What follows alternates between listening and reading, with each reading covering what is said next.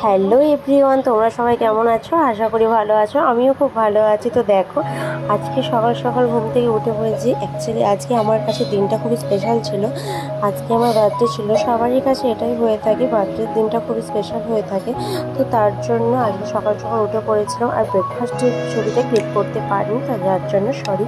তো মা বললো সকাল সকাল স্নান করে নিতে, যেহেতু আজকে বার্থডে সবারই কাছে আশীর্বাদ নিতে হবে। তো তার জন্য সকাল সকাল স্নান করে নিলাম এবং স্নান করে এসে জামা কাপড় মেলতে চলে গেলাম। যেহেতু আমি নিজের কাজটা নিজে করতে ভালোবাসি, তো সেই জন্য তারপরে বোনের সাথে একটু মজা করলাম ঘরে। আর দেখি মা এখানে রান্না করছে, আর এইদিকে বোন হচ্ছে আমার বার্থডে থালিটা, মানে ভাতের থালাটা সাজাচ্ছে।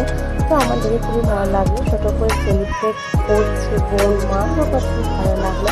আর বিকেলে ছবিটা ক্লিক করতে পারিনি, যেহেতু বিকেলে জল হচ্ছে, আমি একটা কাজে আটকে পড়েছিলাম, তো তার জন্য সরি। তো দেখো সন্ধ্যাবেলায় দেখি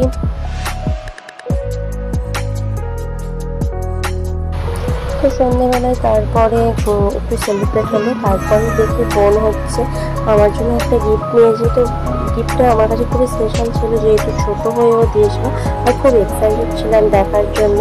তো খুবই ভালো কেটেছে আজকে আমার কাছে দিনটা। আর রাত্রে লুচি দিয়ে ডিনার করলাম। তো কেমন লাগলো ব্লগটা জানিও।